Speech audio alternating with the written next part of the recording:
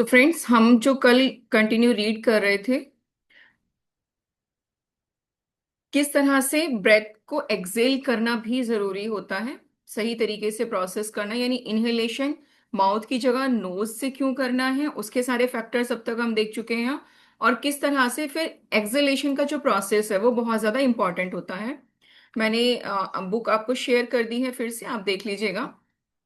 और जो एक एक्सपेरिमेंट चल रहा था जहां पर कुछ पेशेंट्स परेशान थे, तो वहां तक हमने समझा कि जो पेशेंट्स थे वो इसलिए परेशान नहीं थे कि ताज़ा हवा उनके फेफड़ों में नहीं, यानी लंग्स में नहीं जा रही थी, बल्कि वे इसलिए भी परेशान थे कि जो अ, पर्याप्त मात्रा में जो टॉक्सिन्स हैं, जो हवा बासी हो चुकी है, उसको वो बाहर नहीं निकाल पा रहे थे। कंटिन्यू करते हैं। सामान्य रूप से किसी भी समय धमनियों और नसों से होकर जाने वाला रक्त, यानी जो हमारी वेन्स हैं, वहां से जो ब्लड होकर जा रहा है वो 1 मिनट में पूरा एक सर्किट बना लेता है। हर दिन यानी डेली लगभग औसतन 2000 गैलन रक्त। यह नियमित और निरंतर यानी कंटिन्यू चलने वाला प्रोसेस है, जो ब्लड वेसल्स के थ्रू, जो प्योर ब्लड है, ऑक्सीजन ऑक्सीजनेटेड जिसे हम बोलते हैं, यानी ऑक्सीजन के साथ वाला जो ब्लड है, और जो वेस्ट है उसको हटाने के लिए जरूरी है। इस सर्कुलेशन की गति और शक्ति को बहुत अधिक प्रभावित करने वाली चीज है थैरोसिक पंप। यानी ये जो सर्कुलेशन कंटिन्यू चल रहा है, जो पूरा सर्किट बन रहा है, जहां से ऑक्सीजनेटेड जो ब्लड है वो पहुंच रहा है, वहां से वो बॉडी से डिफरेंट डिफरेंट ऑर्गन से ब्लड के थ्रू वेस्ट को हटा रहा है। ये सारा जो प्रोसेस हो रहा है, उसको जो कंट्रोल करता है, उसको जो इफेक्ट डालता है, वो है थोरेसिक पंप। ये वो प्रेशर है जो सांस लेते समय हमारे सीने में निर्मित होता है, यानी हमारी चेस्ट में बनता है। जब हम सांस को इनहेल कर रहे होते हैं, तब नकारात्मक यानी नेगेटिव प्रेशर ब्लड को हार्ट की तरफ खींचता है। जब हम सांस बाहर छोड़ते हैं, तो यही ब्लड तेजी से वापस शरीर और फेफड़ों में आ जाता है और फिर वहीं से सर्कुलेट होता है। यह उसी तरह है जैसे समुद्री बार किनारे पर आकर उतर जाती है, यानी समुद्र की लहरें किनारे पे पहुंचती हैं, थोड़ा मंद पड़ जाती हैं। थोरेसिक पंप की शक्ति मध्य पट यानी डायफ्राम से मिलती जुलती, इसको जो पावर है वो कहाँ से मिलती है? डायफ्राम से। यह छतरी के आकार का यानी अम्ब्रेला शेप की एक ऐसी मांसपेशी है जो फेफड़ों के नीचे यानी लंग्स के नीचे स्थित होती है। सांस छोड़ते समय डायफ्राम ऊपर उठता है, जिससे जो लंग्स हैं वो कंप्रेस हो जाते हैं, सिकुड़ जाते हैं। इसके बाद जब हम ब्रेथ अंदर लेते हैं तो ये इन्हें वापस फैला देता है, यानी एक्सपेंड कर देता है। यही जो प्रोसेस है डायफ्राम का, कॉन्ट्रैक्शन एंड रिलैक्सेशन, एक्सपेंडेशन, ये जो क्रिया है ये हमारे भीतर एक दिन में लगभग 50,000 बार होती है। जो एक आइडियल एडल्ट होता है, उसके सांस लेते समय जो डायफ्राम की रेंज है, उससे छोटे से 10% हिस्सा हिस्से का प्रयोग करता है, जिससे हृदय पर ज्यादा वजन पड़ता है, ब्लड प्रेशर बढ़ता है और सर्कुलेशन संबंधी समस्या बढ़ जाती है। ध्यान दीजिएगा, मतलब एक नॉर्मल एडल्ट भी जो है वो डायफ्राम की रेंज का छोटा हिस्सा यूज करता है, क्योंकि हम क्या कर रहे हैं, हम अपर लेवल पे ब्रीदिंग कर रहे हैं। अपर लेवल पे ब्रीदिंग होने की वजह से डायफ्राम पूरा एक्सपेंड नहीं हो रहा, कॉन्ट्रैक्शन नहीं हो रहा है, तो यानी जो हिस्सा यूज होना चाहिए उसका सिर्फ 10% यूज हो रहा है। उसकी वजह से हार्ट पर ज्यादा प्रेशर पड़ रहा है, ब्लड प्रेशर बढ़ रहा है, और सर्कुलेशन संबंधी यानी जो ब्लड का सर्कुलेशन है उससे रिलेटेड चैलेंजेस बढ़ रहे हैं।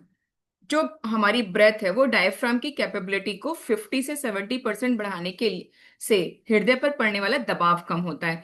यानी कॉन्शियसली अगर आप प्रैक्टिस करें और इस रेंज को बढ़ा लें, तो हार्ट पर पड़ने वाला प्रेशर कम हो जाएगा और शरीर अधिक सक्षमता के साथ यानी अधिक कैपेबिलिटी के साथ काम करने लगेगा।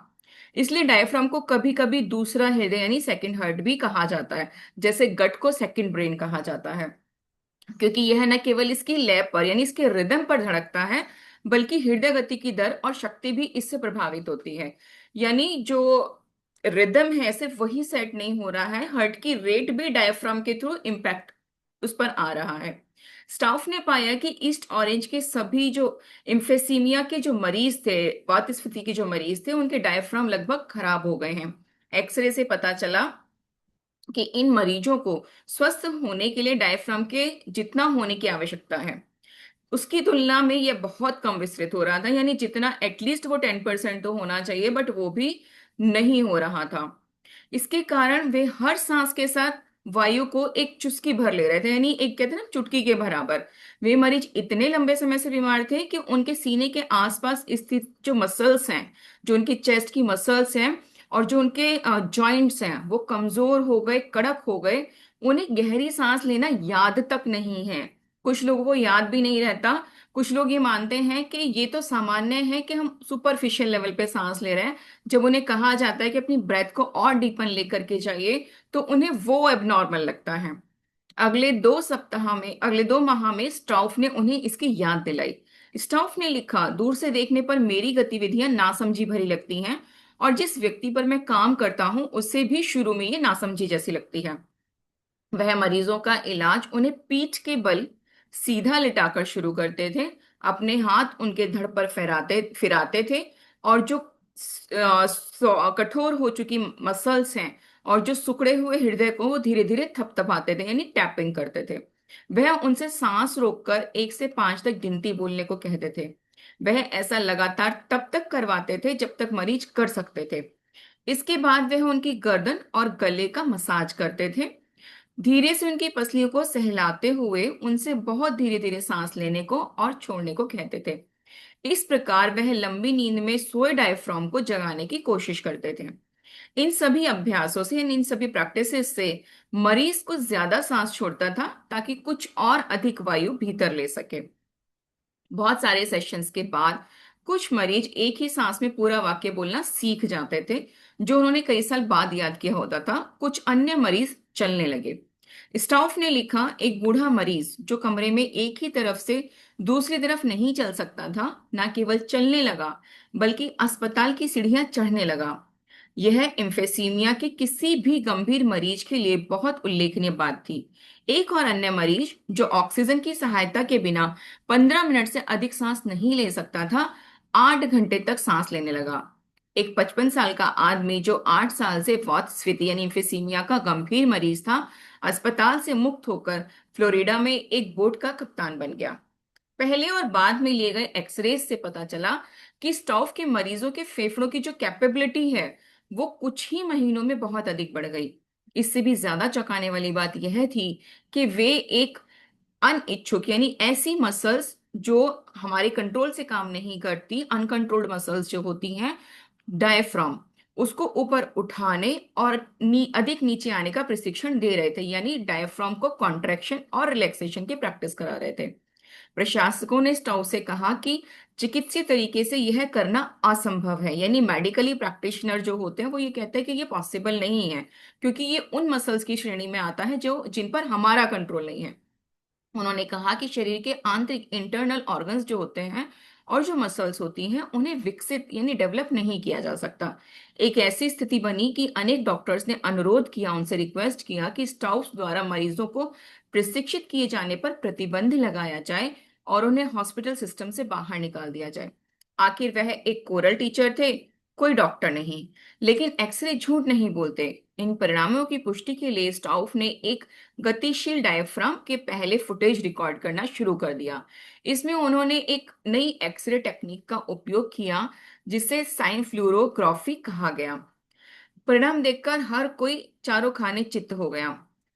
कनेक्टिकट में वेस्ट हेवन वीए हॉस्पिटल के पल्मोनरी डिपार्टमेंट के जो प्रमुख हैं डॉक्टर रॉबर्ट निम्स ने कहा, मैंने कार्ल से स्पष्ट शब्दों में कह दिया कि वह कुछ बावरा इंसान है जो कहता है कि वह डायफ्राम में पसलियों के उठने और नीचे जाने की क्रिया को प्रभावित कर सकता है। लेकिन उन्होंने जिस मरीज में ऐसा किया था, हमें उसके चमत्कारिक परिणाम देखने को मिले। निम्स ने कहा, हमने बताया कि वह फेफड़ों के वॉल्यूम को यानी गहरी सांस छोड़ने के द्वारा उतना कम कर सकता है जितना कोई पल्मोनरी एक्सपर्ट संभव ही नहीं मानता। स्टाउफ ने एम्फीसीमिया को रिवर्स करने का कोई उपाय नहीं ढूंढा था। इस बीमारी से जो लंग्स को डैमेज हो रहा है वो परमानेंट होता था। उन्होंने सिर्फ इतना किया था कि जो बाकी बचे हुए लंग्स हैं, जितनी उसमें हेल्थ बची है, वहां तक पहुंचने का रास्ता तलाश किया। उन्होंने उन क्षेत्रों का बड़े स्तर पर अधिक प्रयोग करने का मार्ग निकाल लिया था, यानी जो वो एरिया बचा हुआ है उसको किस तरह से ज्यादा यूज किया जा सकता है।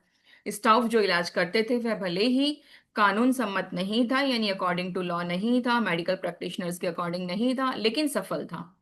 अगले दशक में स्टाउफ ने ईस्ट कोस्ट के सबसे बड़े वीए हॉस्पिटल्स के आधा दर्जन मरीजों का इलाज किया। वह कभी कभी मरीजों पर सप्ताह के सातों दिन काम करते थे। फिर वह वातस्फीति यानी एम्फिसीमिया का ही नहीं बल्कि दमा, ब्रोंकाइटिस, अस्थमा, ब्रोंकाइटिस, निमोनिया और इस तरह से की जो लंग से रिलेटेड बीमारियां हैं उनका भी इलाज करने लगे। स्टाउफ ने पाया कि सांस लेने और छोड़ने की कला से सिर्फ पुराने मरीजों का ही नहीं बल्कि किसी को भी लाभ हो सकता है। मैं लिन मॉर्टिन के अपार्टमेंट के लिविंग रूम में एक छोटे गद्दे पर अपने सुप्त डायफ्राम यानी जो सोई हुई अवस्था में डायफ्राम है उसको फिर से जगा रहा था। मार्टिन ने मेरी पसलियों पर अपना हाथ दबाते हुए इस बात को स्पष्ट किया, यह कोई मसाज नहीं है। जब मार्टिन मेरे पसली पंचर यानी रिब केज को शिथिल करने में मदद कर रही थी तब मैंने अपनी आंत में धीमी और गहरी सांस ली। वह मेरी हर आने जाने वाली सांस के साथ मेरे डायफ्राम को कम से कम 50% सहलाने की कोशिश कर रही थी। मार्टिन ने मुझे कहा कि इस तरह सांस लेना आवश्यक नहीं है। हमारा शरीर छोटी और क्लिप्ड सांसों जो ब्रेथ है उस पर दशकों तक जीवित रह सकता है और हम में से अनेक लोग ऐसा करते हैं। इसका मतलब यह नहीं है कि यह हमारे लिए अच्छा है। आगे चलकर ये जो उथली सांसें यानी जो हम सुपरफिशियली जो ब्रेथ ले रहे हैं वो हमारे डायफ्राम की रेंज और लंग्स की कैपेबिलिटी को लिमिटेड कर देती है, जिससे हमारे कंधे ऊंचे हो सकते हैं, सीना बाहर उभर सकता है, नाक बाहर उठ सकती है, जैसा एम्फीसीमिया के मरीजों में होना सामान्य बात है। इसके अलावा अस्थमा और अन्य सांस संबंधी समस्याएं हो सकती हैं। सांस की इस समस्या और पोस्चर को ठीक करना अपेक्षाकृत आसान है। मेरी रिब केज को खोलने के लिए गहरी सांसों के कई चक्र पूरे होने के बाद मॉर्टिन ने मुझे हर सांस को छोड़ने के दौरान 1 से 10 तक गिनती गिनने को कहा। एक्चुअल में होता क्या है, क्योंकि इनिशियल लेवल पर जब हम प्रैक्टिस कर रहे होते हैं तो हमें पता नहीं चलता कि हमने जो इनहेलेशन किया उसको कितनी देर तक होल्ड किया, जो हमारा रुकने का जो पीरियड है, ब्रेथ को होल्ड करने का जो पीरियड है जिसमें वो अंदर की तरफ जा रही है और मूव कर रही है, उसको हमने कितनी देर होल्ड किया। फिर हमने कितनी देर तक एक्सलेशन किया, वो इनहेलेशन से ज्यादा है, उसके बराबर है या कम है, और फिर उसके बाद हमने कितनी देर तक होल्ड किया।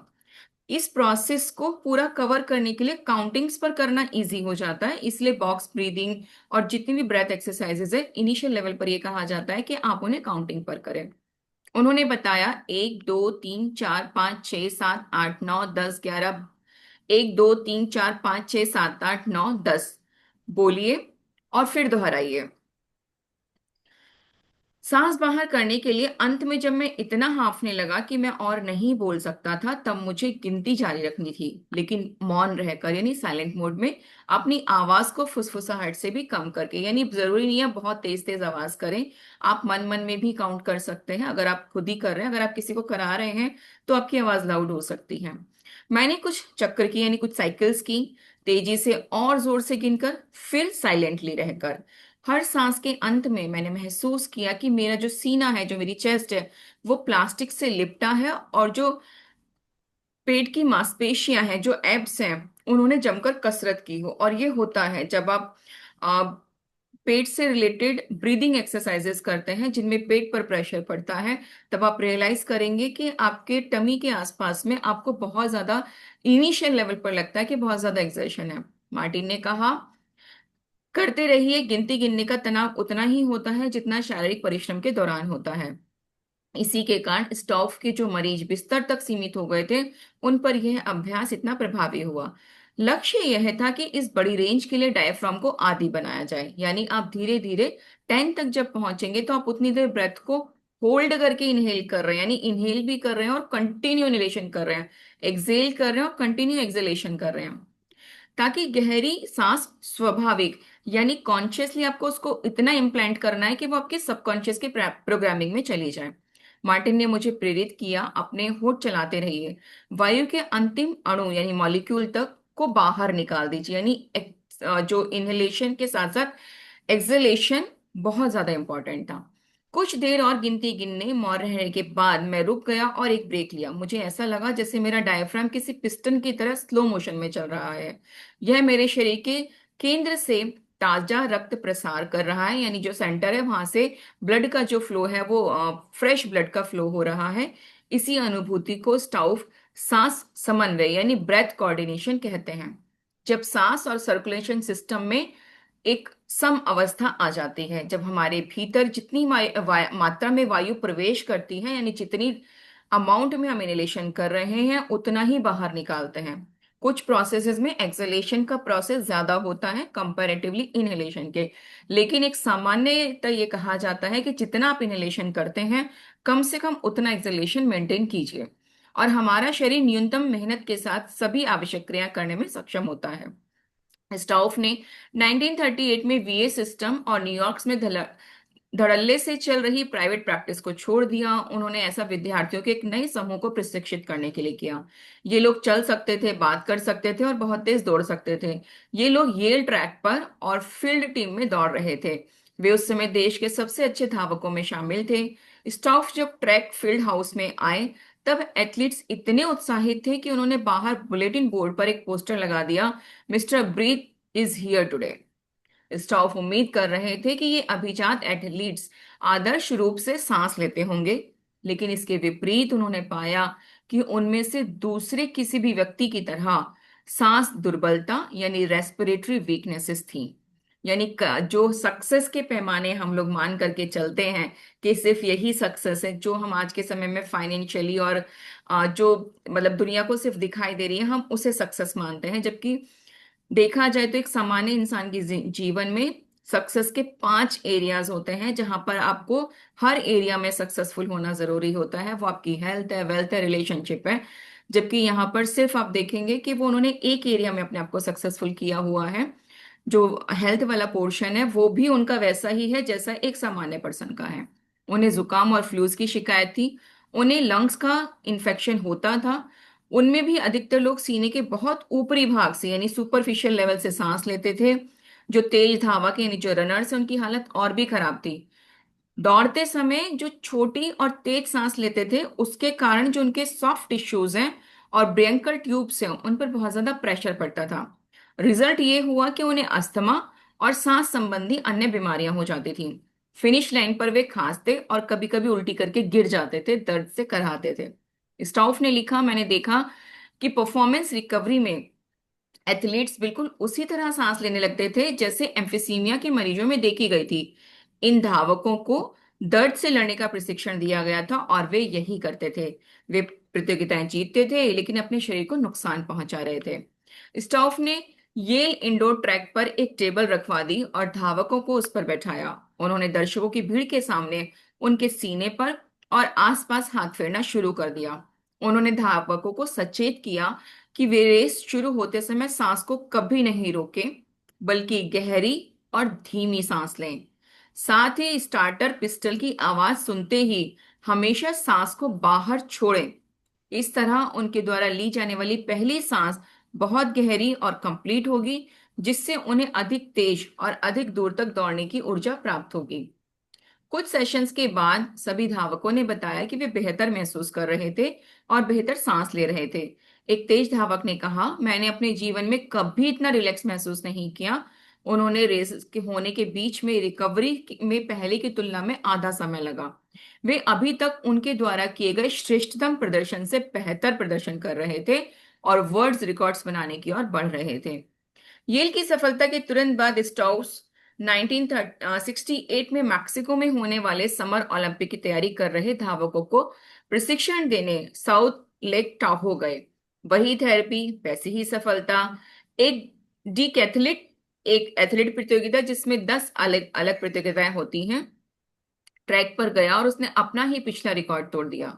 एक अन्य एथलीट ने अपना लाइफ टाइम रिकॉर्ड तोड़ दिया। रिक स्लोवन नाम के एक धावक ने 3 प्रतियोगिताओं में 2 लाइफ टाइम रिकॉर्ड्स तोड़े। एक ओलंपिक तेज धावक ली इवांस ने कहा, डॉक्टर स्टाउफ के साथ मेरे काम करने के दौरान मैं सांस बाहर छोड़ देता हूं, जो मेरी ऊर्जा को यानी एनर्जी को बनाए रखता है। मैं थकता नहीं हूं, लेकिन गैप के बाद मैंने पाया कि जीवन भर के लिए ऐसा हो गया। आप इवॉन्स को जानते होंगे, ये वही व्यक्ति हैं जिसका फोटो ओलंपिक पुरस्कार समारोह में केंद्रीय पोडियम पर लगा था। वह ब्लैक पैंथर सैनिकों की टोपी पहने था और एक मुट्ठी हवा में ताने था। उसने 400 मीटर दौड़ और एक अन्य 400 मीटर रिले दौड़ में गोल्ड मेडल जीता था। स्टाउफ से प्रशिक्षण लेने वाली अमेरिका की 1968 की टीम के शेष सदस्यों ने कुल 12 ओलंपिक मेडल्स जीते थे, जिनमें से अधिकतर गोल्ड थे। उन्होंने 5 वर्ल्ड रिकॉर्ड्स बनाए। ओलंपिक में यह सबसे महान प्रदर्शनों में से एक था। सिर्फ अमेरिका के धावक ऐसे थे जिन्होंने रेस से पहले या बाद में ऑक्सीजन नहीं लिया था। उस समय किसी ने ऐसा सुना तक नहीं था। उन्हें जरूरत ही नहीं पड़ी। स्टाउस ने उन्हें सांस के कोऑर्डिनेशन की कला सिखाई थी, साथ ही सांस को पूरी तरह बाहर निकालने की शक्ति का उपयोग करना सिखलाया था। जब हम लिन मार्टिन के स्टूडियो अपार्टमेंट की डाइनिंग टेबल पर जा रहे थे, तब उन्होंने कहा, वह एक साथ बहुत सारी चीजें कर रहे थे। उनके हाथों की संवेदनशीलता यानी सेंसिटिविटी, कानों की परफेक्ट पिच, निर्देश देने की स्वाभाविक विशेषज्ञता, सभी कुछ अद्भुत था। पिछले कुछ मिनटों में मार्टिन मुझे स्टॉफ के साथ काम करने के दौरान उन्हें हुए अनुभवों और प्रसंगों को बता रही थी। वह किस तरह एक अन्य डांसर की अनुशंसा पर यानी उनके कहने पर 1975 में उनसे मिलने गई और पूरी तरह बदल कर लौटी। वह कई सप्ताह बाद लौटी और क्लिनिक में जॉब करने लगी। हालांकि मार्टिन ने एक करीबी सहायक के रूप में स्टॉफ के साथ 2 दशकों तक काम किया, लेकिन स्टॉफ ने उन्हें अपने रहस्य कभी नहीं बताए। मार्टिन ने कहा, वह ऐसा मानते थे कि इन्हें शब्दों में व्यक्त करना कठिन है। मैं बता सकती हूँ, मैंने 1992 के स्पेन संगीत समारोह एस्पेन म्यूजिक फेस्टिवल में स्टॉफ की एक वीडियो रिकॉर्डिंग देखी है।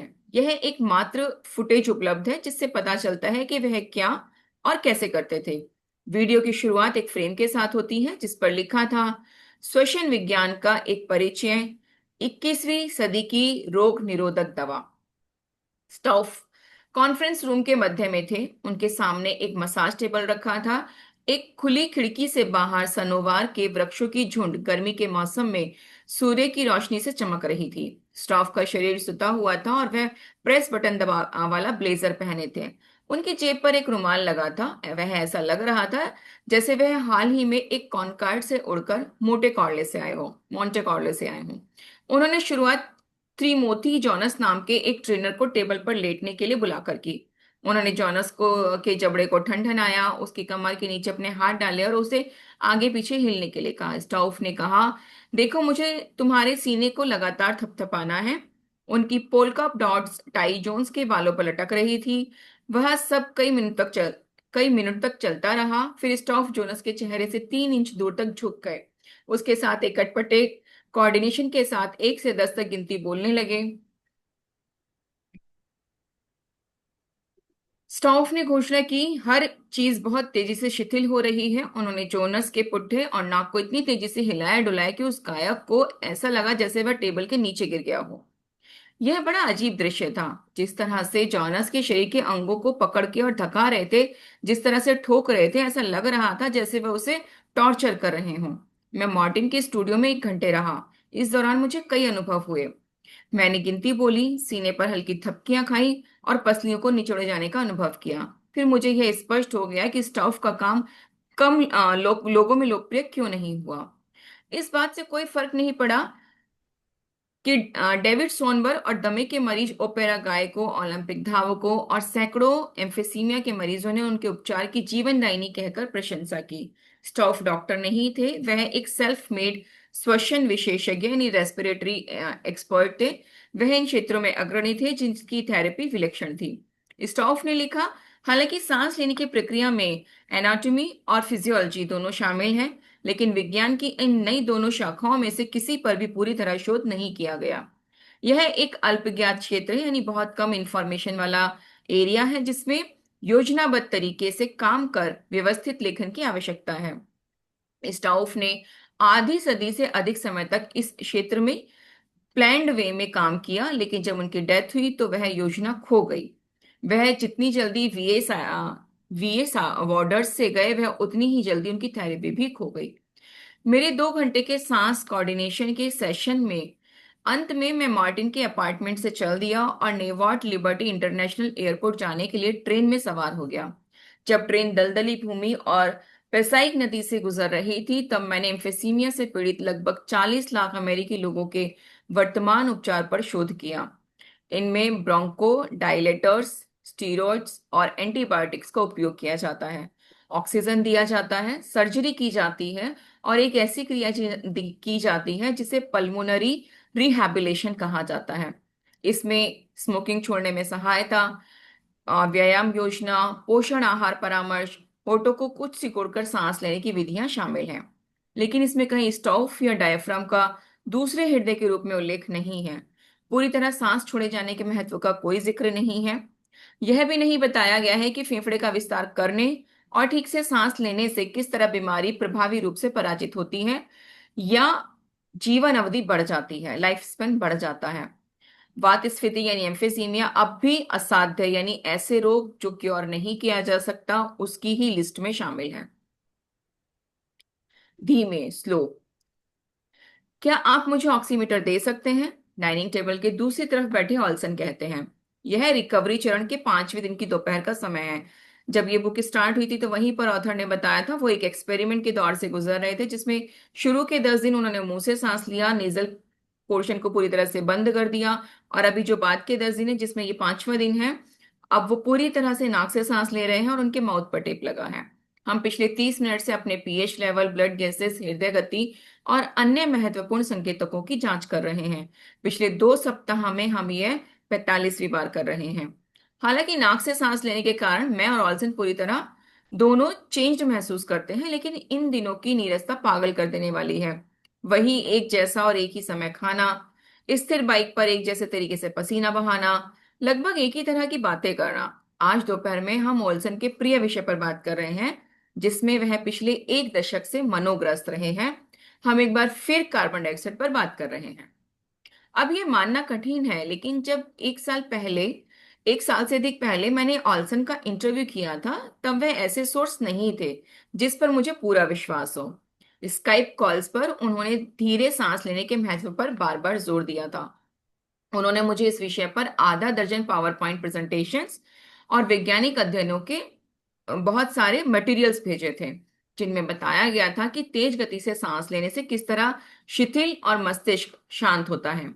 बातचीत का यह भाग सही लगा, लेकिन जब उन्होंने ऑक्सीजन गैस के उपचारात्मक यानी क्योर करने वाले चमत्कारों की बात कहनी शुरू की तो मुझे आश्चर्य होने लगा। उन्होंने मुझसे कहा, मुझे वास्तव में ऐसा लगता है कि कार्बन डाइऑक्साइड ऑक्सीजन से अधिक महत्वपूर्ण है। ऑल्सन ने दावा किया कि हम ऑक्सीजन की अपेक्षा 100 गुना अधिक कार्बन डाइऑक्साइड अपने शरीर में लेते हैं, जो सही है, और यह है कि हम में से अधिकतर लोगों को इससे भी अधिक की आवश्यकता होती है। यह भी सही है। उन्होंने कहा, 500 मिलियन वर्ष पहले जब कैम्ब्रियन एक्सप्लोजन हुआ था, उस दौरान जो जीवन का विस्फोट हुआ, उस कारण सिर्फ ऑक्सीजन ही नहीं बल्कि कार्बन डाइऑक्साइड की बहुत अधिक मात्रा थी। उन्होंने कहा, आज मनुष्य अपने शरीर में जहरीली गैस बढ़ा सकते हैं और दिमाग को तेज कर सकते हैं, फैट को जला सकते हैं और कुछ मामलों में बीमारी को ठीक कर सकते हैं। कुछ देर बाद मैं सोचने लगा कि ऑल्सन पागल है या कम से कम बहुत चीजों को बढ़ा चढ़ा के कहने के तो आदी नहीं है।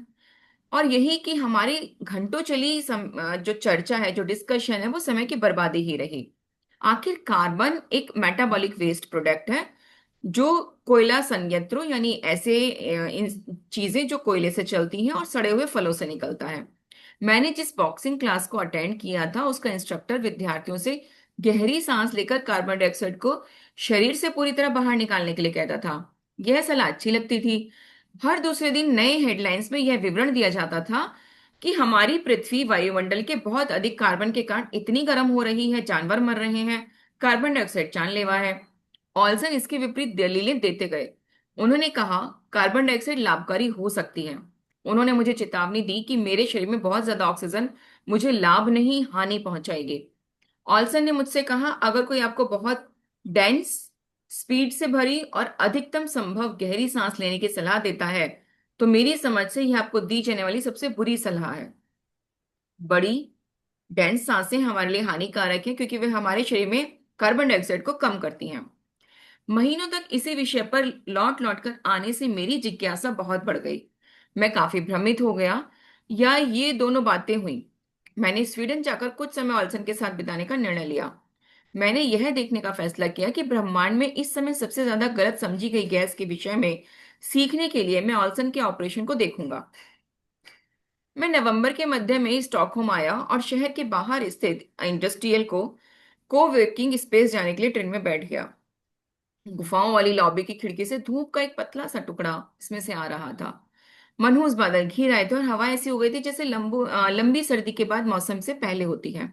ऑल्सन बिल्कुल ठीक समय पर आ गए। वह मेरे सामने एक कुर्सी पर बैठ गए और टेबल पर एक पानी का ग्लास रख दिया। वह फेडेड जीन्स, सफेद टेनिस शूज और प्रेस की हुई सफेद शर्ट पहने थे। उनके चेहरे पर संतों, आमिष और ऐसे लोगों जैसी शांति थी जो बहुत अधिक समय अपने आंतरिक जगत में बिताते हैं। जब वह बोले तो उनकी आवाज बहुत कोमल थी। उसमें कुछ ऐसी खींच जमा देने वाली थी जो सभी स्कैंडिनेवियाई को विरासत में मिलती है। निर्दोष अंग्रेजी, इसमें पॉज तक नहीं होता। ऑल्सन ने कहा, मैं भी अपने पिता की तरह ही होने जा रहा था। ऑल्सन ने पानी के गिलास पर उंगलियां फिराते हुए कहा, उन्होंने मुझे बताया कि उनके पिता हमेशा निरंतर बहुत तनाव में रहते थे। वह बहुत सांस लेते थे और उन्हें हाई ब्लड प्रेशर तथा लंग्स की बीमारी थी। उनकी 68 की एज में उम्र में मौत के समय एक ब्रीदिंग ट्यूब उनके मुंह में लगी थी। ऑल्सन ने कहा, मुझे पता था कि अन्य लोग भी इसी तरह बीमार रहकर मर जाएंगे। वह स्वयं को शिक्षित करना चाहते थे, इसलिए यदि उन्हें या उनके परिवार को कुछ हो जाए तो उन्हें इसके लिए तैयार होना था। कुछ दिनों तक एक सॉफ्टवेयर कंपनी चलाने के बाद वह घर आकर चिकित्सा संबंधी पुस्तकें पढ़ते थे। वह डॉक्टर्स, सर्जन्स, इंस्ट्रक्टर्स और शोध वैज्ञानिकों से बात करते थे। अंततः उन्होंने अपने बिजनेस को बेच दिया, अपनी शानदार कार और आलीशान मकान से छुटकारा पाया। वह तलाक लेकर शहर राज्य में रहने चले गए। फिर वह एक छोटे से अपार्टमेंट में रहने लगे। वहां वह बिना वेतन के 6 साल काम करते रहे। वह जर्नली अकेले ही काम करते थे। वे स्वास्थ्य के रहस्यों, दवाओं या बहुत विशेष रूप से सांस प्रक्रिया और शरीर में कार्बन डाइऑक्साइड की भूमिका को समझने का प्रयास करते थे। उन्होंने कहा, प्राणों के विषय में योगी पुस्तकें हैं, ऐसी चिकित्सा पुस्तकें हैं जो रोग निदान यानी पैथोलॉजीज पर केंद्रित है, ब्लड गैसेज और बीमारी तथा सीपीएपी। संक्षिप्त में ऑल्सन ने वही पाया जो मैंने पाया, लेकिन वर्षों पहले की सांस के विज्ञान और हमारे शरीर में इसकी भूमिका के संबंध में हमारे ज्ञान में एक गैप था। उन्हें पता चला कि सांस की बीमारियों के परीक्षण की दिशा में हमने बहुत अच्छा काम किया है, लेकिन वह खोज नहीं की कि सबसे पहले यह किस तरह पनपती है और हम उसकी रोकथाम कैसे कर सकते हैं। ऑल्सन एक अच्छी कंपनी में थे। डॉक्टर के दर्शकों से इस बारे में शिकायत कर रहे थे। एक डॉक्टर ने 1958 में लिखा, श्वसन क्रिया विज्ञान, रेस्पिरेटरी फिजियोलॉजी का सभी दिशाओं में विस्तार हो रहा है, लेकिन अधिकतर शरीर क्रिया वैज्ञानिक फेफड़ों के आकार, वायु संचार, सर्कुलेशन, गैसेस का एक्सचेंज, सांस की मेटाबॉलिक कॉस्ट और सांस के कंट्रोल के विषय में इतने व्यस्त रहे कि कम ही लोगों ने उन मसल्स पर ध्यान दिया जो वास्तव में सांस लेने के लिए काम करती हैं। एक अन्य डॉक्टर ने लिखा, 17वीं शताब्दी तक अधिकतर महान चिकित्सक और शरीर रचना वैज्ञानिक सांस संबंधी मसल्स और सांस लेने की प्रक्रिया में रुचि लेते रहे। उसके बाद से मांसपेशियां यानी मसल्स की अधिक अधिक उपेक्षा यानी उनके बारे में कोई ध्यान नहीं दिया गया। वे इसी प्रकार पड़ी रही जैसे कि एनाटॉमी और फिजियोलॉजी के बीच में नो मैंस लैंड में हो। इनमें से अधिकतर चिकित्सकों ने पाया और ऑल्सन ने बहुत बाद में पाया, वह यह कि लंबी चलने वाली क्रॉनिक स्वास्थ्य समस्याएं, एथलेटिक्स परफॉर्मेंस में सुधार और आयु बढ़ाने के लिए इस बात पर ध्यान दिया जाना चाहिए कि हम किस प्रकार सांस लेते हैं, हम किस प्रकार ब्रेथ लेते हैं, विशेषकर शरीर में ऑक्सीजन और कार्बन डाइऑक्साइड की जो लेवल्स हैं उनके संतुलन पर। ऐसा करने के लिए हमें यह सीखने की जरूरत है कि किस तरह धीमी सांस ली जाए और छोड़ी जाए। हमें यह सीखने की जरूरत है कि किस तरह धीमी सांस ली जाए और छोड़ी जाए। सांस के द्वारा कम मात्रा में वायु भीतर लेना, हमारे ब्लड में कार्बन डाइऑक्साइड से होने वाले टिश्यूज और ऑर्गन्स में किस तरह ऑक्सीजन बढ़ता है, ऐसा करने पर हम किस तरह अधिक प्राप्त कर सकते हैं। इसकी विपरीत अवधारणा को समझने के लिए आपको नाक और मुंह से आगे शरीर के अंगों को समझने की जरूरत है। आखिरकार ये स्ट्रक्चर्स सांस की लंबी यात्रा के प्रवेश द्वार हैं। हम दिन में जो 25,000 बार सांस लेते और छोड़ते हैं, उसका उद्देश्य हमारे भीतर अधिक गहराई में है। हम इस वजह को जितना दूर तक फॉलो करेंगे, हमारी यह यात्रा उतनी ही आश्चर्यजनक और अनूठी होगी। और फ्रेंड्स, यहां से हम कल कंटिन्यू करेंगे क्योंकि इसमें फिर पूरा प्रोसेस है और अभी टाइम है जर्नल राइटिंग का।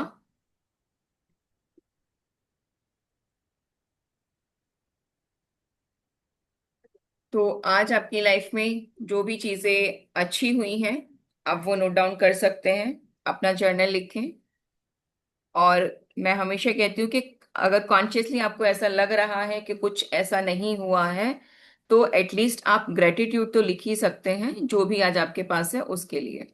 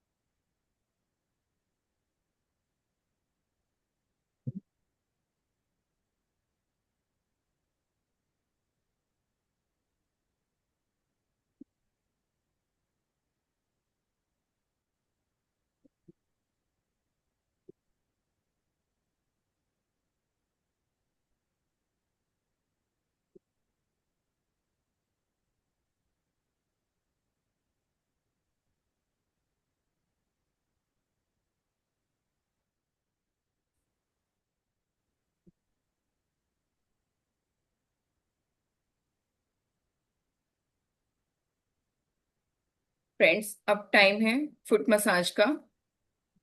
आपने जो भी ऑयल यूज करना है वो आप ले सकते हैं। और पहले ऑयल को अपने हाथों में लेकर के अच्छे से हीट अप कर लें।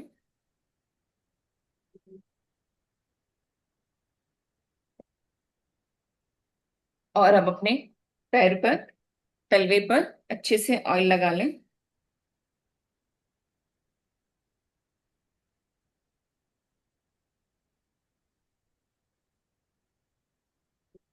और अब हम मसाज करेंगे 20-20 के काउंट पर 3 rounds. 1 2 3 4 5 6 7 8 9 10 11 12 13 14 15 16 17 18 19 20 and hold.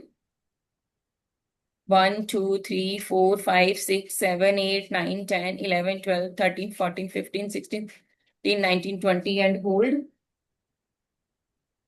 1 2 3 4 5 6 7 8 9 10 11 12 13 14 15 16 17 18 19 20 and hold for few second.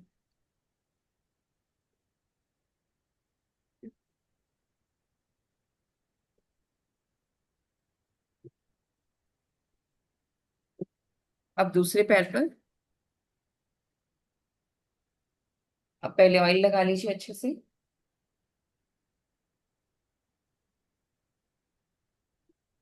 Foot massage आपको अच्छी नींद में हेल्प करता है, प्लस जो ड्राइनेस है वो कम होती है और आपका डाइजेशन इंप्रूव होता है। सेम 20-20 के काउंट्स में 3 times. 1 2 3 4 5 6 7 8 9 10 12 13 14 15 16 17 18 19 20 and hold. 1 2 3 4 5 6 7 8 9 10 11 12 13 14 15 16 17 18 19 20 and hold. One last time. 1 2 3 4 6 7 8 9 10 11 12 13 14 15 16 17 18 19 20 and hold.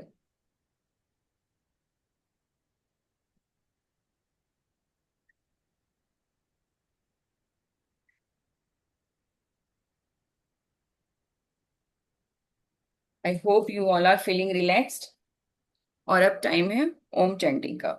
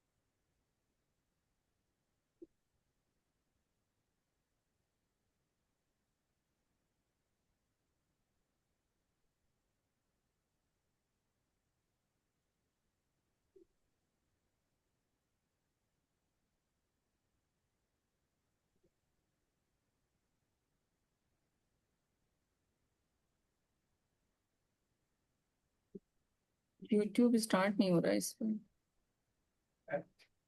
YouTube video on है ना, स्टार्ट नहीं हो रहा।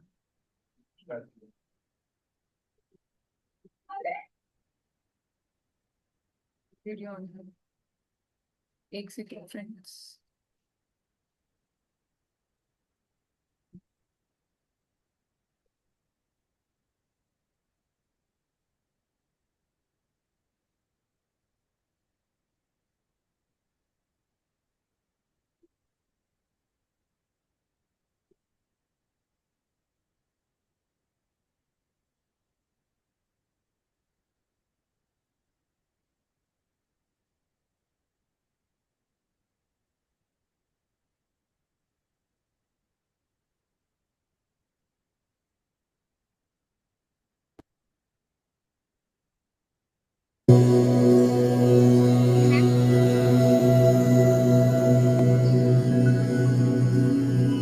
प्लीज कोई बताएंगे, आवाज आ रही है?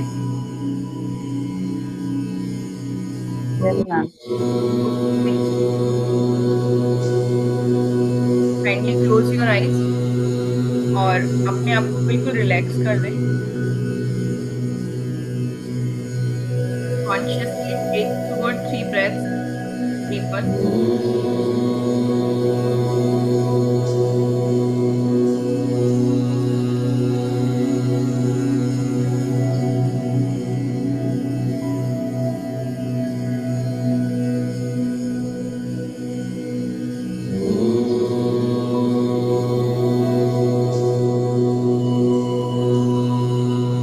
अब अपनी सिर्फ ब्रेथ पर फोकस करें। कोई कुछ बोल रहा है?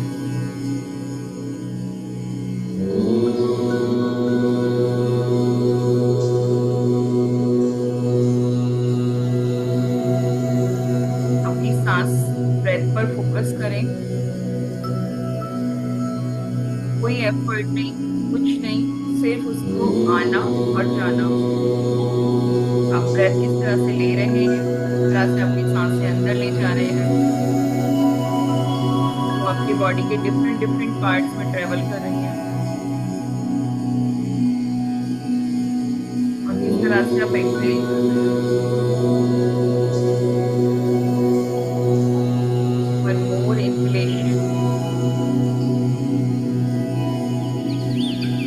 एंड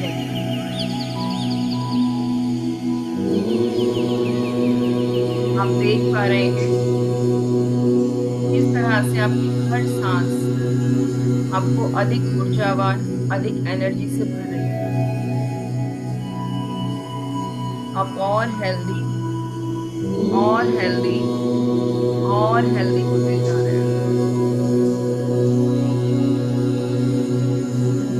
आज तक आपने जिसको नेग्लेक्ट किया, इन सांसों की तरफ अब आपका ध्यान जाने लगा।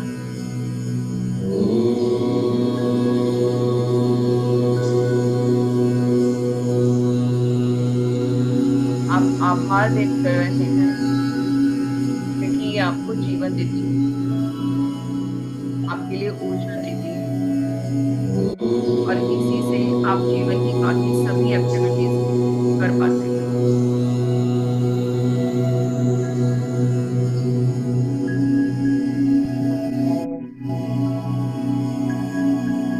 कुछ समय आप अपने साथ के साथ रहें, सिर्फ अपने आप के साथ, और कुछ भी जो आ रहा है जा रहा है उसको जाने दें, आने दें। कोई एफर्ट लगाने की जरूरत नहीं है, सिर्फ फोकस करें, ऑब्जर्व करें।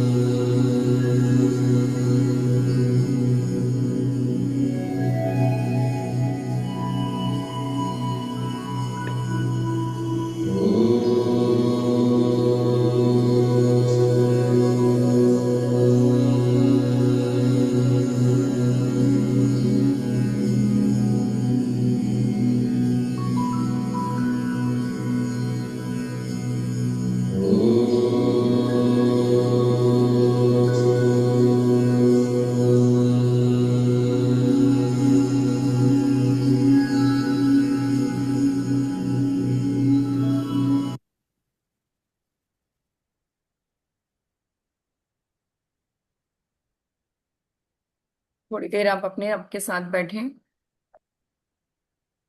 और आपके शरीर में जो भी ऊर्जा इस समय आई है, जो एनर्जी है, उसको ऑब्जर्व करें।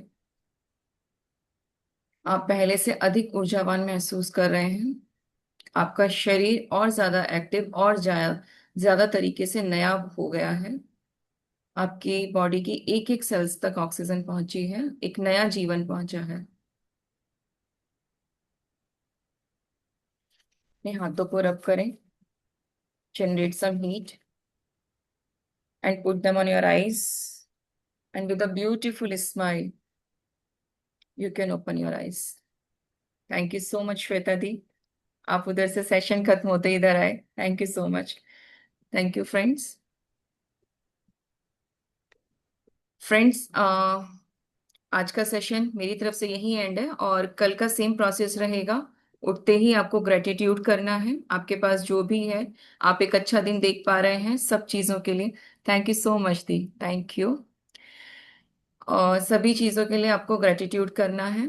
जो हमारे पास है हमें उसकी वैल्यू नहीं पता होती। अगर आपको लगता है कि आप सिर्फ एक मनी फाइनेंस वेल्थ के उसमें देख रहे हैं, तो जो भी आज के आपके पास ये शरीर है उसी के लिए थैंक यू बोल दीजिएगा। आपको खाना मिल रहा है, शेल्टर है आपके पास में, उसके लिए थैंक यू बोल दीजिएगा। देन उसके बाद आपको अच्छे से अंगड़ाई लेनी है, अपनी बॉडी की एक एक सेल को जगाना है। टैपिंग करनी है पूरी बॉडी पे, और जैसा मैंने कहा आप फेस पे भी कर सकते हैं, आर्म पिट्स में भी कर सकते हैं। पूरी बॉडी पे पैर तक आपको टैपिंग करनी है। उसके बाद बॉक्स ब्रीदिंग। मुझे उम्मीद है कि आपने अब इसका टाइम लगभग लगभग 5 मिनट से बढ़ा करके 7-8 मिनट तक कर लिया होगा। और उसके बाद में तराटका के बारे में शिखा जी हम लोग नेक्स्ट वीक में इसको प्लान कर रहे हैं, क्योंकि वीकेंड्स में कुछ लोगों के लिए पॉसिबल नहीं हो पा रहा है। और आज श्वेता दी का भी सेशन था जो मुझे मॉर्निंग में आफ्टरनून तक पता चल गया था। तो कोशिश करते हैं हम इसे नेक्स्ट वीक में ही प्लान करेंगे। मंडे ट्यूसडे वेडनेसडे, या वेडनेसडे थर्सडे फ्राइडे, सभी के लिए कंफर्टेबल होगा। मैं 2 स्लॉट बना के भेज दूंगी, जिसको जो भी अवेलेबिलिटी होगी उसी के अकॉर्डिंग हम प्लान कर लेंगे। एंड देन जो कल मॉर्निंग में आपको करना है, ऑयलिंग करेंगे। और उसके बाद आप ग्रुप में शेयर करें प्लीज, ताकि बाकी लोगों तक ये मैसेज पहुंच सके, उन्हें भी ये समझ में आ सके उनके प्रति सांस, अपनी सांसों के प्रति जो हमारी जिम्मेदारियां हैं। कहते हैं ना, हमारी सांस हमें एनर्जी दे रही है, पर हमारी भी कुछ जिम्मेदारियां बनती हैं, तो हम उसके प्रति अवेयर हो सकें। और शाम में अगेन ज्वाइन करने से पहले आप अपने पैर धो करके बैठे, या गर्म पानी, हल्का सा गर्म पानी लेकर के बैठे और उसमें पैरों को 10 से 15 मिनट डिप कर लें। कल दिन में जब भी आपको टाइम मिले कम से कम 2 बार, आप कुछ नहीं कर रहे होंगे, सिर्फ बैठेंगे हार्डली 2 मिनट के लिए, और आप सिर्फ अपनी सांसों पर ध्यान केंद्रित करेंगे। सिर्फ उनको आते जाते देखना, कोई और एफर्ट नहीं लगानी, कुछ नहीं करना है। सिर्फ उनकी आना जाना आपको मॉनिटर करना है। ये आपका कल का टास्क है जो आप सभी को करना है। सो फ्रेंड्स, मेरी तरफ से आज का सेशन मैं यहीं एंड करती हूँ। आपको कुछ शेयर करना है तो आप प्लीज शेयर कर सकते हैं। कोई कुछ शेयर करना चाहता है?